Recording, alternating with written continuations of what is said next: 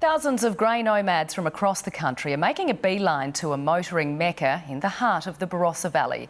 It's a shrine to old Pop Kaesler, the man who built the nation's first motorhome during the Depression and took his family on an epic trip through the Aussie outback.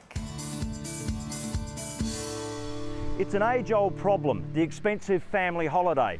Accommodation can be a real killer. Well, Pop Kaesler had his own unique solution. Bring home with you. On the road again. Just can't wait to get on the road again. The late Pop Kaesler built this motoring marvel during the Great Depression. This was called the Home Sweet Home because that's what he thought it was. And it really was a home sweet home. In 1931, Pop's son Eric was just 7. The old man was adamant only he got to drive Home Sweet Home. Today, 92-year-old Eric Kaesler's finally behind the wheel for the very first time. Like a kid in a candy shop, he's chuffed, crunching the gears and reminiscing down a motorway of memories.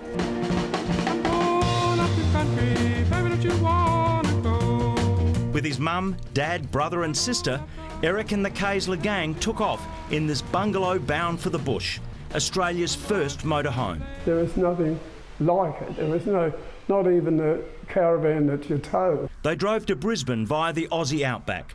On the return leg, they dropped in to see another recently completed wonder, the original Parliament House in Canberra, where a bemused Prime Minister, Mr Scullin, took time out to inspect Home Sweet Home. He came out, he was very interested in seeing this. That was something we could come home and brag about. We'd seen the Prime Minister. The gutters captured the rain and the bungalow's downpipes stored it in tanks.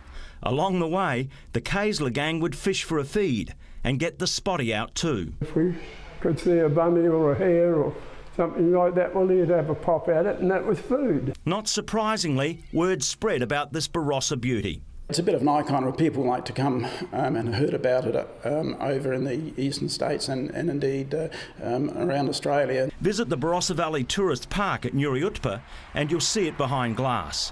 Only a select few get to drive Pop's piece de resistance. We couldn't find a rattle. There was definitely no rattles at all. It still goes as sweetly as it ever did. Ron Candelars, 7 News.